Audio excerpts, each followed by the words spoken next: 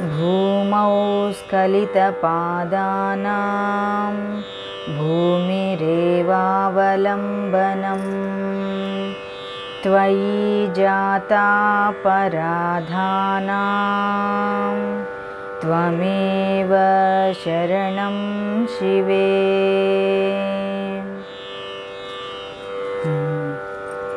शिवशक्त्या युक्तो यदि भवति शक्तः प्रभवितुं न चेदेवं देवो न खलु कुशलस्पन्दितुमपि। अतस्त्वामाराध्यां हरिहरविरिञ्चादिभिरपि प्रणन्तुं स्तोतुं वा कथमकृतपुण्यः प्रभवति। तनीयां सम्पांसुं तव चरणपङ्केरुहभवं विरिञ्चिः सञ्चिन्वन् विरचयति लोकानविकलं। वहत्येनं सौरिः कथमपि सहस्रेण शिरसां हरसंक्षुद्यैनं भजति भसितोद्धूलनविधिम्। अविद्यानामन्तस्तिमिरमिहिरद्वीपनगरी जडानां चैतन्यस्तबकमकरन्दश्रुतिझरी दरिद्राणां चिन्ता मणिगुणनिका जन्मजलधौ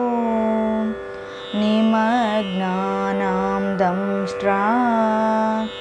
मुररिपुवराहस्य भवति।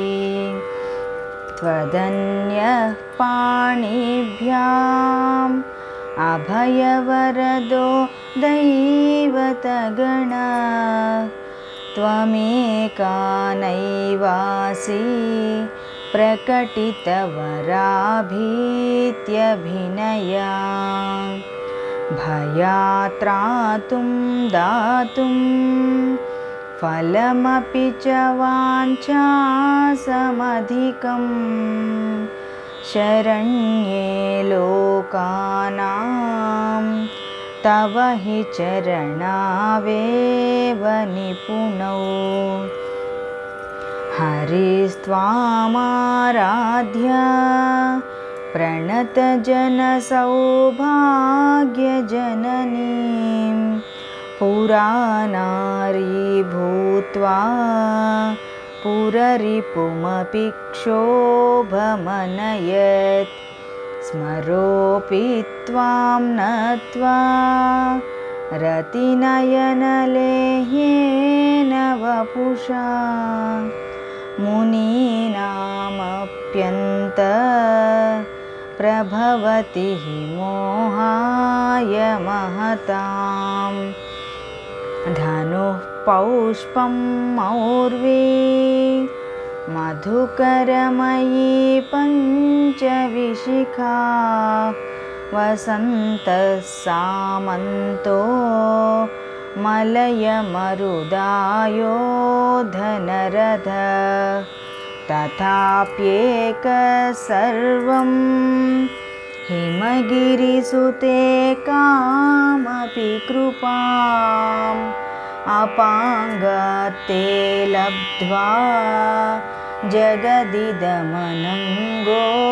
विजयते। क्वणत्काञ्चीदामा करिकलभकुम्भस्तननता परीक्षीणा मध्ये परिणतशरचन्द्रवदना धनुर्बाणान् पाशं शृणिमपि दधाना करतलैः पुरस्तादास्तान्न पुरमथितुराहो पुरुषिका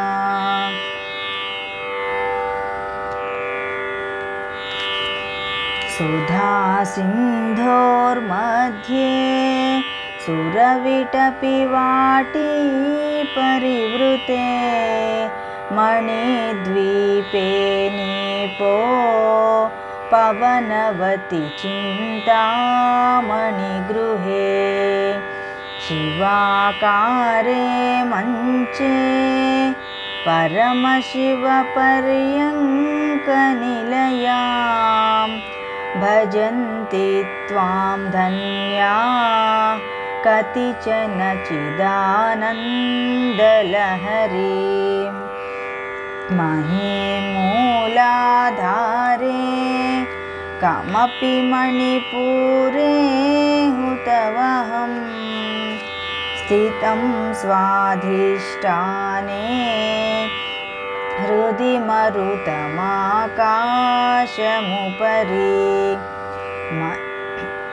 मनोऽपि भ्रूमध्ये सकलमपि भित्त्वा कुलपथं सहस्रारे पद्मे सहरहसि पत्या विहरसे महीमूलाधारे कमपि मणिपुरे हुतवहं स्थितं स्वाधिष्ठाने हृदि मरुतमाकाशमुपरि मनोऽपि भ्रूमध्ये सकलमपि भित्त्वा कुलपथं सहस्रारे पद्मे सहरहसि पत्या विहरसे सुधाधारासारैः चरणयुगलान्तर्विगलितैः प्रपञ्चं सिञ्चन्ति पुनरपि रसाम्नायमहसः अवाप्य स्वां भूमिं भुजगनिभमध्युष्टवलयं स्वमात्मानं कृत्वा स्वपिशिकुलकुण्डे कुहरिणी चतुर्भिः श्रीकण्ठैः शिवयुवतिभिः पञ्चभिरपि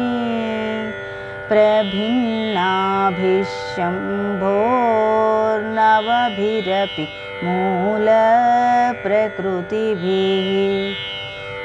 चतुश्चत्वारिंशद्वसुदलकला श्रत्रिवलया त्रिरेखाभिः सार्धं तव शरणकोणाः परिणता त्वदीयं सौन्दर्यं तुहिनगिरिकन्ये तुलयितुं कवीन्द्राः कल्पन्ते कथमपि विरिञ्चिः प्रभृतयः यदा लोकौत्सुक्यादमरललना यान्ति मनसा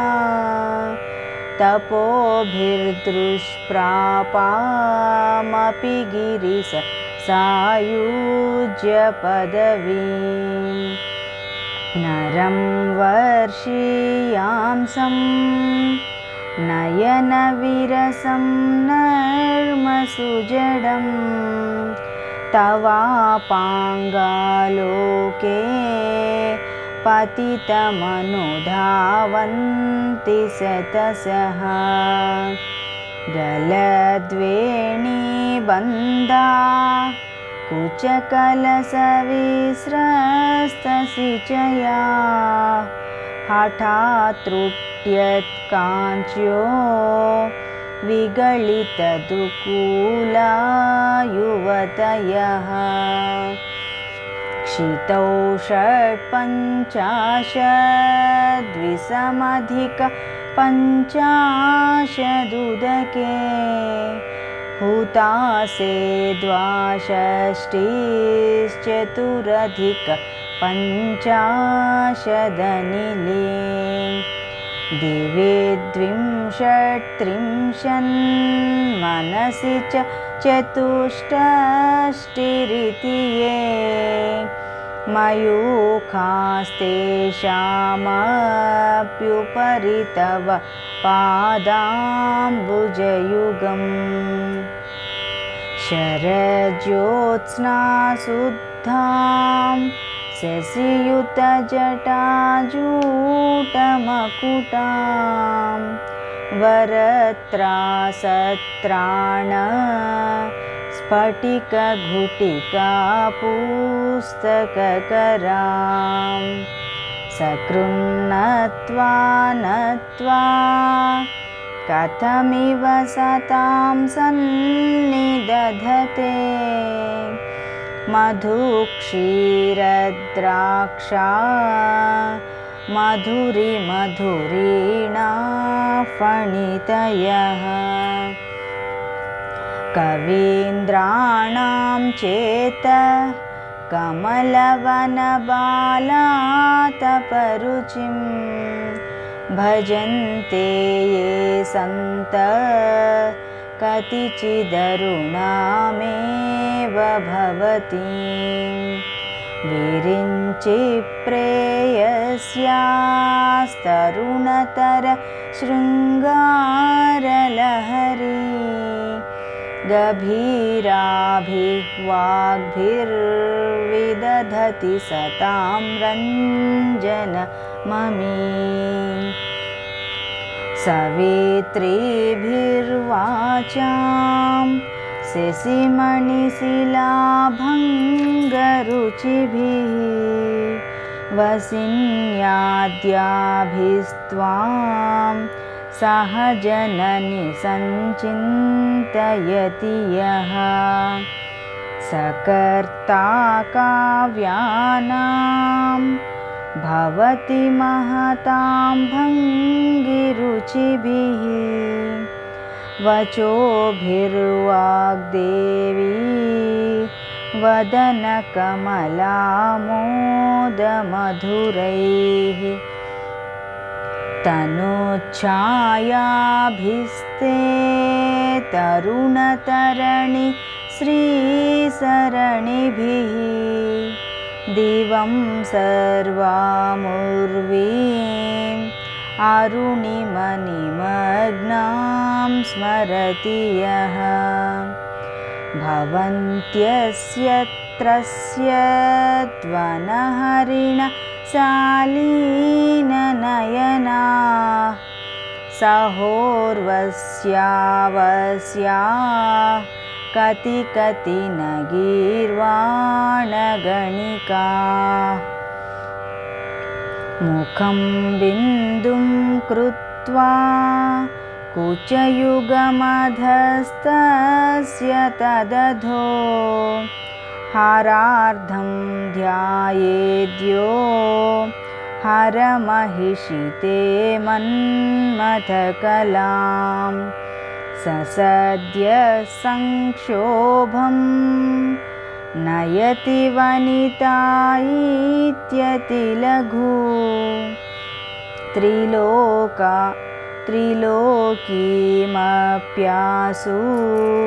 भ्रमयति रवीन्दुस्तनयुगां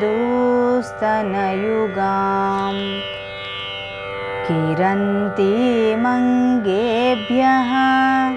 किरणनिकुरुम्बामृतरसं हृदि त्वामाधत्ते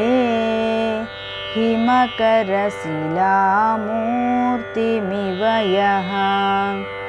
ससर्पाणां दर्पं शमयति शकुन्ताधिप इव ज्वरप्लुष्टान् दृष्ट्या सुखयति सुधाधारशिरया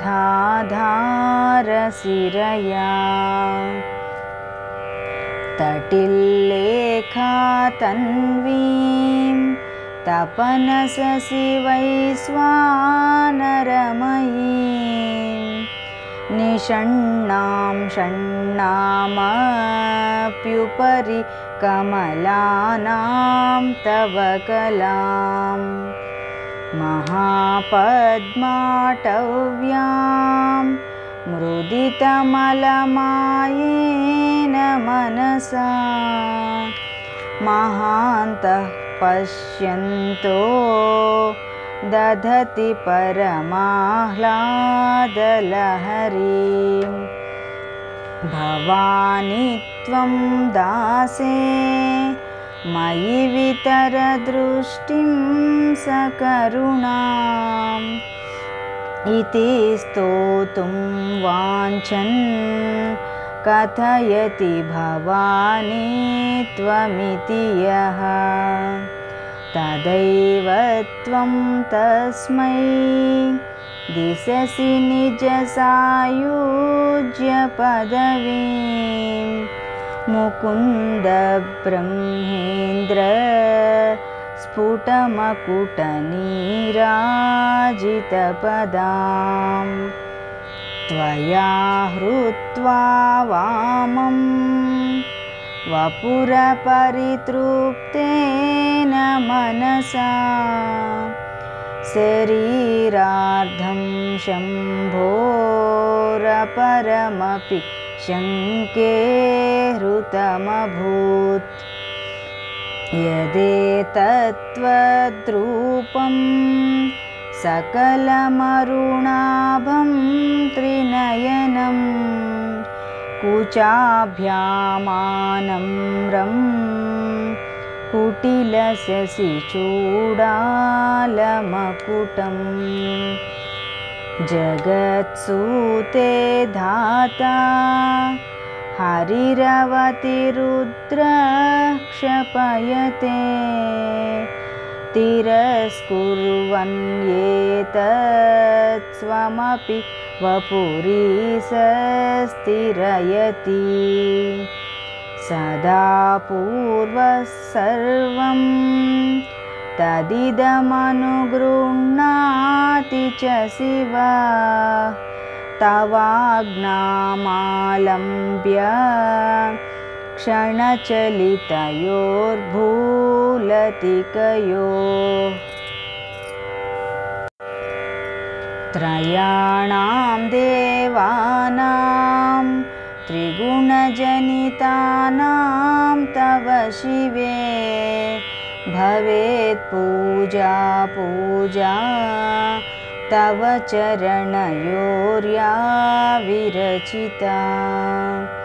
तथा हि त्वत्पादो द्वहनमणिपीठस्य निकटे स्थिता ह्येते सस्वन्मुकुलितकरोतं समकुटा विरिञ्चिः पञ्चत्वं व्रजति हरिराप्नोति विरतिं विनाशं कीनासो भजति धनदो याति निधनं वितन्द्री माहेन्द्री विततिरपि सम्मीलितदृशा महासंहारेऽस्मिन् विहरति सती त्वत्पतिरसौ जपो जल्पः शिल्पं सकलमपि मुद्रा विरचना गतिः प्रादक्षिण्या क्रमणमसनाद्याहुतिविधिः प्रणामः संवेश सुखमखिलमात्मार्पणदृशा सपर्यापर्यायस्तव भवतु यन्मे विलसितम् सुधामप्यास्वाद्य प्रतिभयजरामृत्युहरिणी विपद्यन्ते विश्वे विधिशतमखाद्यादिविशदः कराळं यत्क्ष्वेळं कबलितवतः कालकलना न शम्भोस्तन्मूलं तव जननि ताटङ्कमहिमा किरीटं वैरिञ्चं परिहरपुरः कैटभभिदः कठोरे कोटीरे स्खलसि जहि जम्भारिमकुटम् प्रणम्रेष्वेतेषु प्रसभमुपयातस्य भवनं भवस्याभ्युत्थाने तव परिजनोक्तिर्विजयते स्वदेहोद्भूताभिः गृणिभिः अणिमाद्याभिरभितः निषेव्ये नित्ये त्वामहमिति सदा भावयति यः किमाश्चर्यं तस्य त्रिनयनसमृद्धिं तृणयत महासंवर्ताग्निर्विरचयति नीराजनविधिम्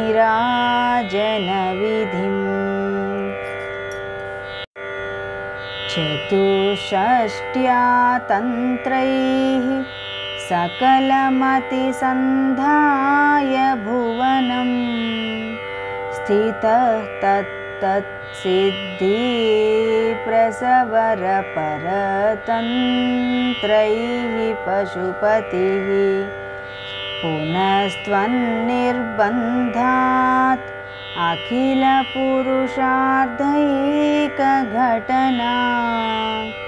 स्वतन्त्रं ते तन्त्रं क्षितितलम्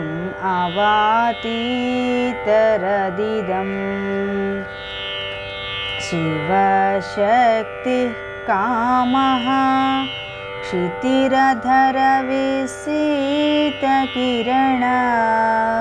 स्मरोऽहं सक्रस्तदनु च परामारहरयः अमीहृल्लेखाभिस्तिसृभिः अवसानेषु घटिता भजन्ते वर्णास्ते तव जननि नामावयवताम् स्मरं योनिं लक्ष्मीं त्रितयमिदमादौ तव मनो निधायैके नित्ये निरवधि महाभोगरसिका भजन्ति त्वां चिन्ता मणिगुणनिबद्धाक्षवलया शिवाग्नौ जुह्वन्त सुरभिघृतधाराहुतिशतैः शरीरं त्वं शम्भो शशिमिहिरवक्षोरुहयुगं तवात्मानं मन्ये भगवति नवात्मानमनघम् अत शेषीत्ययमुभय साधारणतया स्थितसम्बन्धो वां समरसपरानन्दपरयोः मनस्त्वं व्योमत्वं मरुदसि मरुत्सारधिरसि त्वमापस्त्वं भूमिस्त्वयि परिणतायां नहि परम् त्वमेव स्वात्मानं परिणमयितुं विश्ववपुषा चिदानन्दाकारं शिवयुवतिभावेन बिभृशे तवाज्ञाचक्रस्थं तपनशशिकोटिद्युतिधरं परं शम्भुं वन्दे परिमिलितपार्श्वं परचिता यमाराध्यन् भक्त्या रविशशिशुचीनामविषये निरालोके लोके निवसति हि भालोकभुवने विशुद्धौ ते शुद्धस्फटिकविशदं व्योमजनकं शिवं सेवे देवीमपि शिव समानौ व्यवसिताम् ययोः कान्त्या यान्त्या शशिकिरणसारूप्यसरणे विधूतान्तर्ध्वान्ता विलसति चकोरीव जगति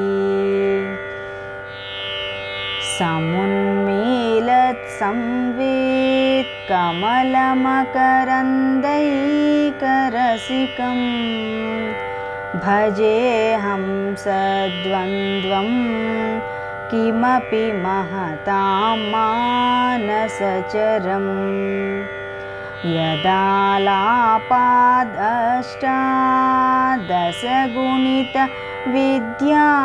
यदालापादष्टादशगुणितविद्यापरिणति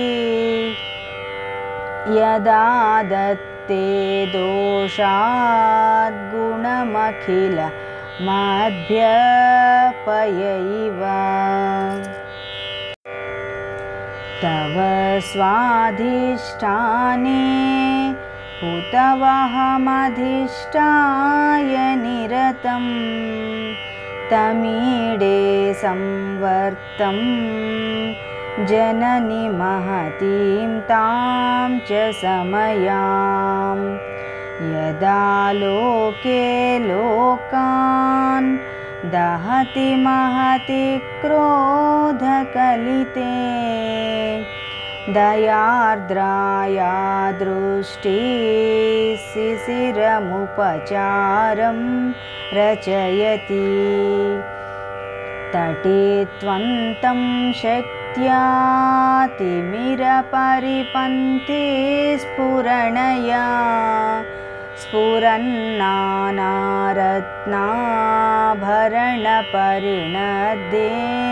स्फुरन्नानारत्नाभरणपरिणदेन्द्रधनुषं तव श्यामं मेघं कमपि मणिपूरैकशरणं निषेवे वर्षन्तं हरमिहिरतप्तं त्रिभुवनं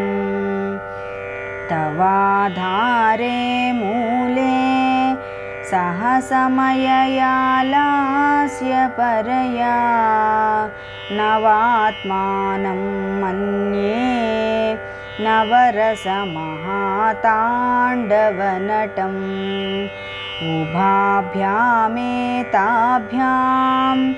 उदयविधिमुद्दिश्य दयया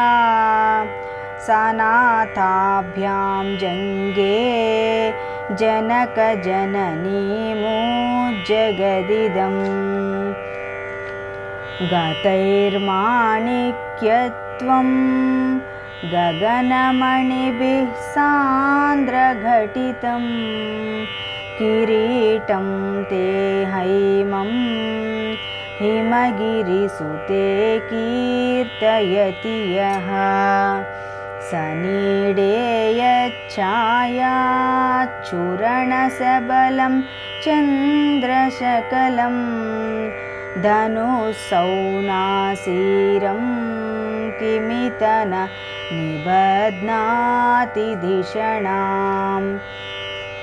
धुनोतु ध्वान्तं न स्तुलितदलितेन्दीवरवनं घनस्निग्धश्लक्ष्णं चिकुरनिकुरुम्बं तव शिवे यदीयं सौरभ्यं सहजमुपलब्धुं सुमनसो वसन्त्यस्मिन् मन्ये वलमथनवाटी विटपिनाम् तनोतु क्षेमं नस्तव वदनसौन्दर्यलहरी परिवाहस्रोतः सरणिरिव सीमन्तसरणिः वहन्ती सिन्दूरं प्रबलकबरीभारतिमिर द्विषां वृन्दैः बन्दीकृतमिव नवीनार्ककिरणम् अराळैः स्वाभाव्या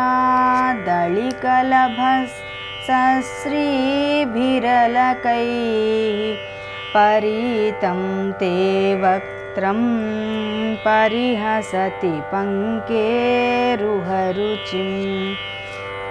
दरस्मेरे यस्मिन् दशनरुचिकिञ्जल्करुचिरे सुगन्धौ माद्यन्ते स्मरदहनचक्षुर्मधुलिः ललाटं लावण्य द्युतिविमलमाभाति तव यत् द्वितीयं तन्मन्ये मकुटघटितं चन्द्रसकलं विपर्यासन्न्यासा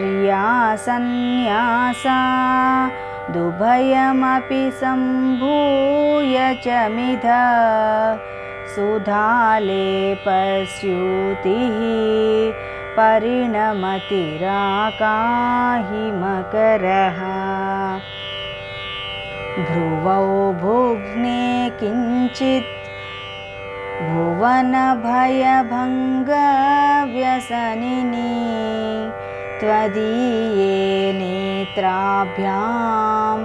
मधुकररुचिभ्यां धृतगुणं धनुर्मन्ये सव्ये तरकरगृहीतं रतिपते प्रकोष्ठे मुष्टौ च स्थगयति निगूढान्तरमुमे अहसूते सव्यं तव नयनमार्कात्मकतया त्रियामां वामं ते सृजति रजनीनायकतया तृतीया ते दृष्टिर्दरदलितहेमाम्बुजरुचिः समाधत्ते सन्ध्यां दिवसनि सयोरन्तरचरीं विशाला कल्याणी स्फुटरुचिरयोध्या कुवलयै कृपाधाराधारा किमपि मधुरा भोगवतिका अवन्ती दृष्टिस्ते बहुनगरविस्तारविजया ध्रुवं तत्तन्नाम व्यवहरणयोग्या विजयते कवीनां सन्दर्भस्तबकमकरन्दैकरसिकं कटाक्षव्याक्षेप भ्रमरकलभौ कर्णयुगलम् अमुञ्चन्तौ दृष्ट्वा तव नवरसास्वादतरलौ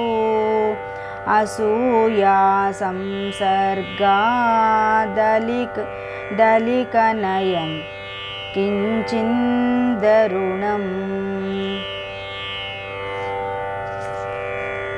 शिवे शृङ्गारार्धा तदितरजने कुत्सनपरा सरोषा गङ्गायां गिरिसचरिते विस्मयवती हराहिभ्यो भीता सरसिरुहसौभाग्यजननी सुखीषु स्मेराते मयि जननि दृष्टि सकरुणा गते कर्णाभ्यर्णं गरुत इव पक्ष्माणि दधति पुराम्भेतुश्चित्तप्रशमरस विद्रावणफले इमे नेत्रे गोत्राधरपतिकुलोत्तं सकलिके तवाकर्णाकृष्टस्मरसरविलासं कलयतः विभक्तत्रैवर्ण्यं व्यतिकरितलीलाङ्गनतया विभाति त्वन्नेत्रत्रितयमिदमीशानदयिते पुनः स्रष्टुं देवान् द्रुहिणहरिरुद्रानुपरतान् रजसत्वं बिभ्रत्तम इति गुणानां त्रयमिव पवित्रीकुर्तुं न पशुपतिपराधीनहृदये दयामित्रैः नेत्रैः अरुणधवल श्यामरुचिभिः नदसोणो गङ्गा तपनतनयेति ध्रुवमयीं ध्रुवममुं त्रयाणां तीर्थानामुपनयसि सम्भेदमनघम् निमेषोन्मेषाभ्यां प्रलयमुदयं याति जगति तवेत्याहुः सन्तो धरणिधरराजन्यतनये त्वदुन्मेषाज्जातं जगदिदमशेषं प्रलयत परित्रातुं शङ्के परिहृतनिमेषास्तव दृश तवापर्णे कर्णे जपनयनपैशून्यचकिता निलीयन्ते तोये नियतमनिमेषा सफरिका इयं च श्रीर्बद्धच्छदपुटकवाटं कुवलयं जहाति प्रत्यूषे निशि च विघटय्य प्रविशति धृषाद्राघीयस्या दरदलितनीलोत्पलरुचा दवीयां संदीनं स्नपय कृपया मामपि शिवे अनेनायं धन्यो भवति न च ते हानिर्यता वने वा हर्म्ये वा समकरनिपातो हिमकर अराळं ते पाळीयुगळम् अगराजन्यतनये न केशामाधत्ते कुसुमसरकोदण्डकुतुकम् तिरश्चीनो यत्र श्रवणपथमुल्लङ्घ्य विलसन् अपाङ्गाव्यसङ्गो दिशति सरसन्धानधिषणाम्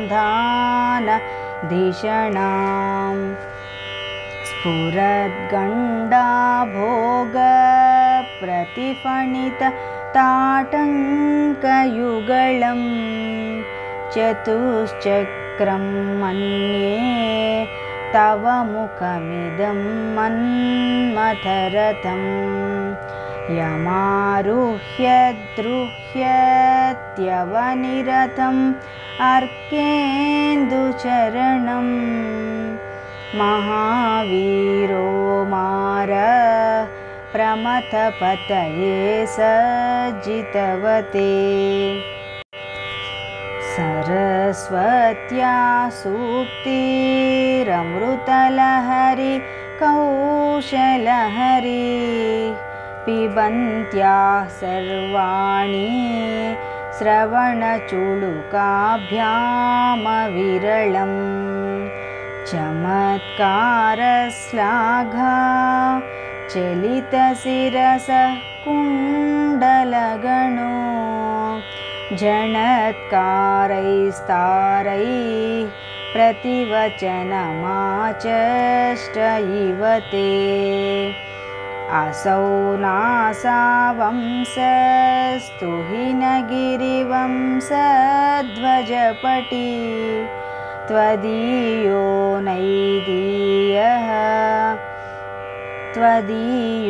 नेदीयः फलतु फलमस्माकमुचितं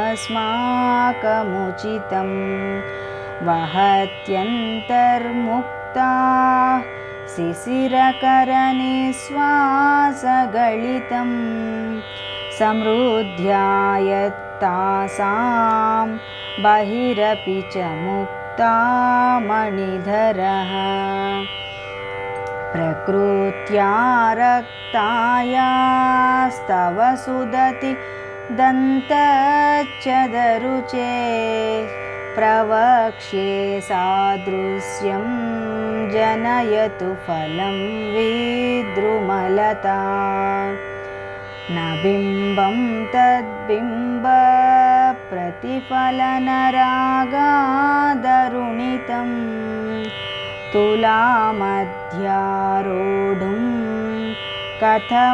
कथमिव न लज्जेत कलया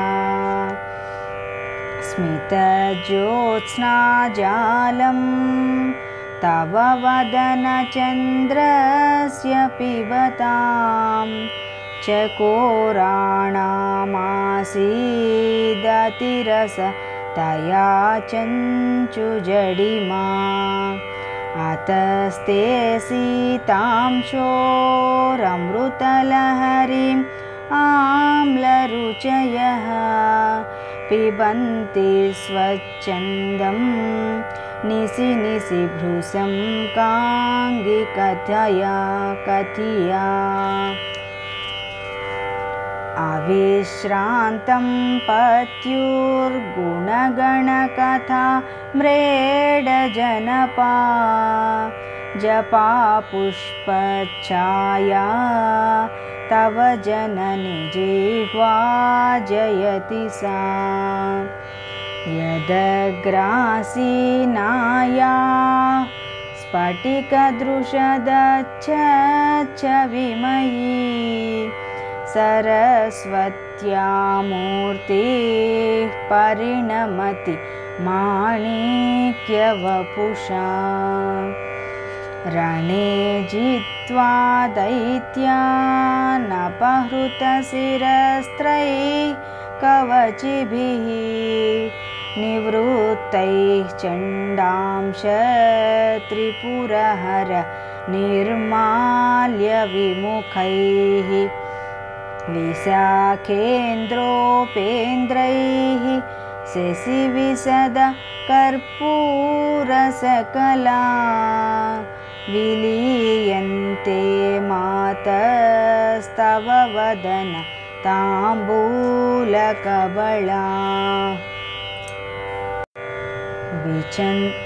विपञ्च्या गायन्ती विविधमपदानं पुररिपो स्त्वयारब्धे वक्तुं चलितशिरसा साधुवचने तदीयैर्माधुर्यैः अपलपिततन्त्रीकलरवां निजां वीणां वाणी निचुलयति चोळेन निभृतम् कराग्रेण स्पृष्टं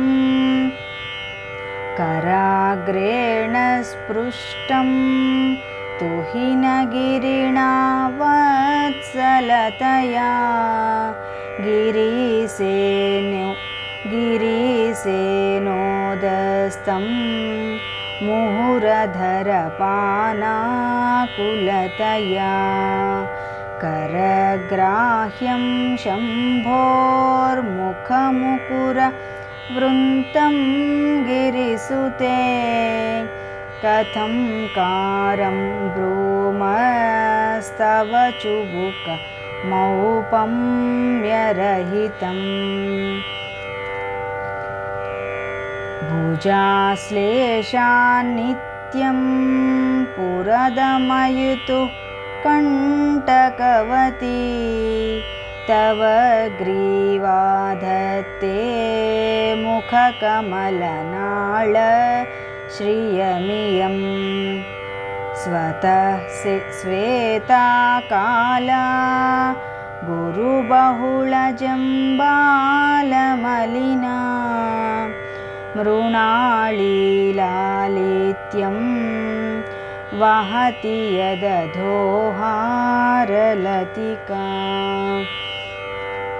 गळे रेखास्तिस्रो गतिगमकगीतैकनिपुणे विवाहव्यानद्ध प्रगुणगुणसंख्या प्रतिभुवः विराजन्ते नानाविधमधुररागाकरभुवां त्रयाणां ग्रामाणां स्थितिनियमसीमान इव ते मृणालीमृद्वीनां तव भुजलतानां चतसृणां चतुर्भिः सौन्दर्यं सरसिजभवस्तौतिवदनौ नखेभ्यः सन्त्रस्यन् प्रथममथनादन्धकरिपो चतुर्णां शीर्षाणां समम् अभयहस्तार्पणधिया नखानामुद्योतैर्नवनलिनरागं विहसतां कराणां ते कान्तिं कथय कथयामः कदमु मे कयाचिद्वा साम्यं भजतु कलया हन्तकमलं यदि क्रीडल्लक्ष्मी चरणतललाक्षार सचणम् समं देवी स्कन्दद्विपवदनपीतं स्तनयुगं तवेदं नः खेदं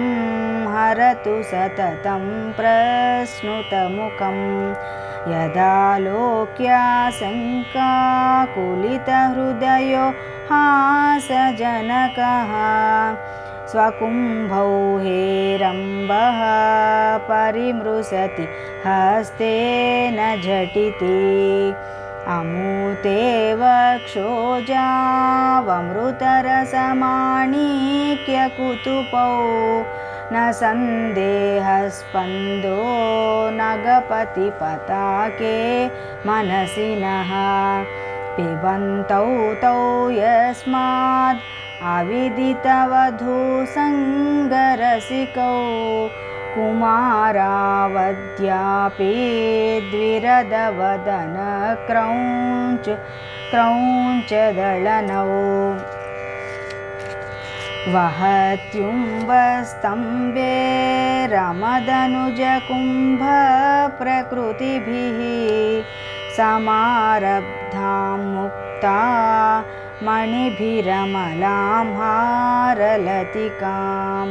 कुचाभोगो बिम्बाधररुचिभिरन्तसबलितां प्रतापव्यामिश्रां पुरदमयितो कीर्तिमिव ते तव स्तन्यं मन्ये धरणिधरकन्ये हृदयतः पयः पारावारः परिवहति सारस्वतमिव दयावत्या दत्तं द्रविडशिशुरास्वाद्य तव यत् कवीनां प्रौढानामजनि कमनीय कवयिता हरक्रोधज्वालावलिभिरवलीढेन वपुषा गभीरेतेनाभिसरसीकृतसङ्गो मनसि जः समुत्तस्थौ तस्मादचलतनये धूमलतिका जनस्तां जानीते तव जननि रोमावलिरिति यदेतत्काळिन्दी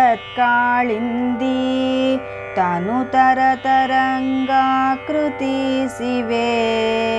कृशे मध्ये किञ्चिज्जननि तव यद्भाति सुधियां विमर्दादन्योन्यं कुचकलशयोरन्तरगतं तनुभूतं व्योम प्रविशदिवनाभिं कुहरिणीं स्थिरो गङ्गावर्तस्तनमुकुल रोमावलिलता कलावालं कुण्डं कुसुमसरतेजोहुतभुजः रतेर्लीलागारं किमपि तव नाभिर्गिरिसुते बिलद्वारं सिद्धेर्गिरिशनयनानां विजयते निसर्गक्षीणस्य स्तनतटभरेण क्लमजुषो नमन्मूर्तेर्नारी तिलकसनकैस्तृट्यत इव चिरं ते मध्यस्य त्रुटिततटिनीतीरतरुणा समावस्थस्तेम्नो भवतु कुशलं शैलतनये कुचौ सद्यस्विद्यतटघटितकूर्पासभिधुरौ कषन्तौ दोर्मूले कनककलशाभौ कलयता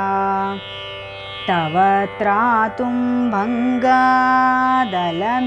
वलग्नं तनुभुवा त्रिधानद्धं देवी त्रिवळिलवलीवल्लिभिरिव गुरुत्वं विस्तारं क्षितिधरपतिः पार्वती निजात् नितम्बादाच्छिद्य त्वयि हरणरूपेण निदधे अतस्ते विस्तीर्णो गुरुरयमशेषां वसुमतीं नितम्बप्राग्भारः स्थगयति लघत्वं नयति च करेन्द्राणां शुण्डान् कनककदळीकाण्डपटलीम् उभाभ्यामूरुभ्याम् उभयमपि निर्जित्य भवति सुवृत्ताभ्यां पत्युः प्रणतिकठिनाभ्यां गिरिसुते विधिघ्ने जानुभ्यां विबुधकरिकुम्भद्वयमसि पराजेतुं रुद्रं द्विगुणसरगर्भौ गिरिसुते निषङ्गौ जङ्घेते विषमविशिखो बाढमकृतः यदग्रे दृश्यन्ते दशसरफलाः पादयुगळी नखाग्रच्छद्मानः सुरमकुटसाणैकनिशिताः श्रुतीनामूर्धानो दधति तव यौ शेखरतया ममाप्येतौ मातः शिरसि दयया देहि चरणौ ययोः पाद्यं पादः पशुपतिजटाजूटतटिनी ययोर्लाक्ष्या लक्ष्मीः अरुणहरिचूडामणिरुचिः नमो वाकं ब्रूमो नयनरमणीयाय पदयो तवास्मै द्वन्द्वाय स्फुटरुचिर सालक्तकवते असूयत्यत्यन्तं यदभिहननाय स्पृहयते पशूनामीशानः प्रमदवनकङ्केळितरवे मृषा कृत्वा गोत्रस्खलनमथ वैलक्ष्यनमितं ललाटे भर्तारं चरणकमले ताडयति ते चिरादन्तशल्यं दहनकृतं उन्मूलितवता तुलाकोटिक्वाणैः किलिकिलितमीसा नरिपुणा हिमानि हन्तव्यं हिमगिरिनिवासैकचतुरौ निशायां निद्राणां निशिचरमभागे च विशदौ वरं लक्ष्मीपात्रं श्रियमतिसृजन्तौ समयिनां सरोजं त्वत्पादौ जननि जयतश्चित्रमिह किम् पदं ते कीर्तीनां प्रपदमपदं देवि विपदां कथं नीतं सद्भिः कठिनकमटीकर्परतुलां कथं वा बाहुभ्यामुपयमनकाले पुरभिदा यदा दायन्यस्तं दृशदि दयमानेन मनसा नखैर्नाकस्त्रीणां करकमलसङ्कोचशशिभिः स्तरूणां दिव्यानां हसत इव ते चण्डीचरणौ फलानि स्वस्तेभ्यः किसलयकराग्रेण ददतां दरिद्रेभ्यो भद्रां श्रियमनिसमाह्नाय ददतौ ददाने दीनेभ्यः श्रियमनिसमासानुसदृशीममन्दं सौन्दर्यप्रकरमकरन्दं विकिरति तवास्मिन् मन्दारस्तबकसुभगे यातु चरणे निमज्जन्मज्जीवः करणचरणषट्चरणताम् पदन्यासक्रीडा परिचयमिवारब्धुमनसः चरन्तस्ते खेलं भवनकलहंसा न जहति अतस्तेषां शिक्षां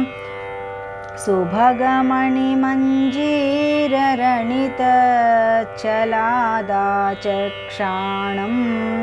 चरणकमलं चारुचरिते गतास्ते मञ्चत्वं द्रुहिणहरिरुद्रेश्वरभृत शिवस्वच्छाया कपटघटितप्रच्छदपटः त्वदीयानां भासां प्रतिफलनरागारुणतया शरीरी शृङ्गारो रस इव दृशां दोग्धिकुतुकम् अराळाकेशेषु प्रकृतिसरला मन्दहसिते शिरीशाभाचित्ते दृशदुपलशोभाकुचतटे भृशं तन्वी मध्ये पृथुरुरसि जारोहुविषये जगत्रातुं शम्भोर्जयति करुणा काचिदरुणा कळङ्कः कस्तूरी रजनिकरबिम्बं जलमयं कलाभिः कर्पूरैः मरकतकरण्डं निबिडितम् अतस्त्वद्भोगेन प्रतिदिनमिदं रिक्तकुहरं विधिर्भूयो भूयो निबिडयति नूनं तव कृते पुरारातेरन्तपुरमसि ततस्त्वच्चरणयो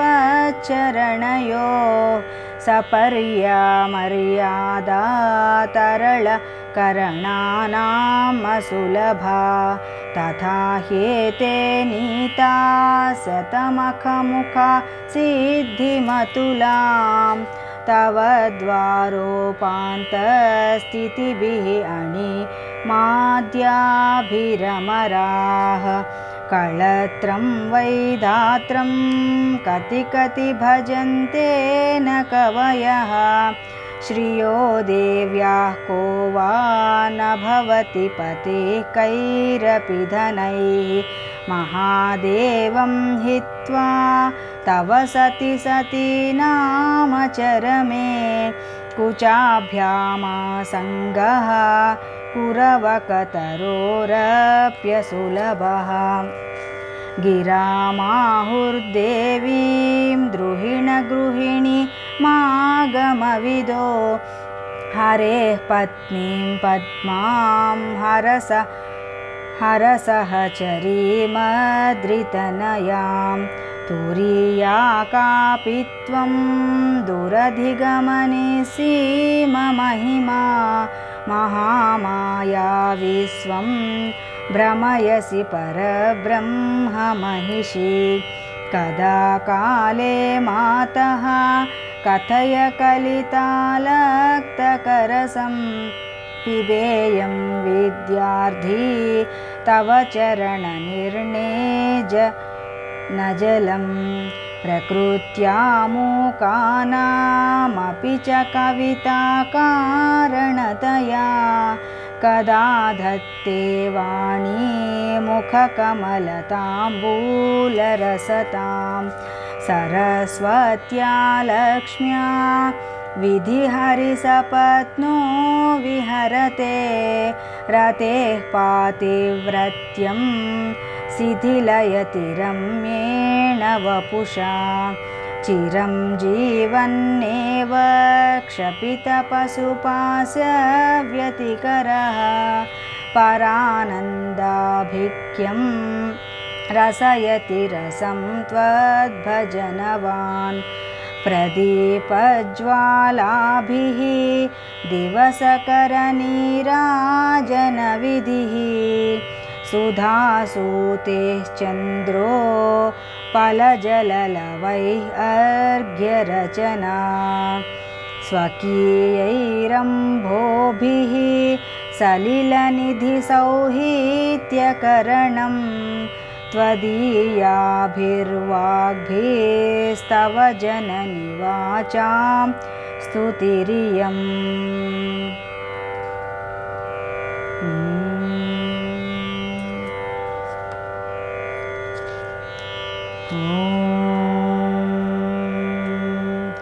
भूमौ स्खलितपादानां भूमिरेवावलम्बनं त्वयि जातापराधानां त्वमेव शरणं शिवे। श्रीमात्रे नमः।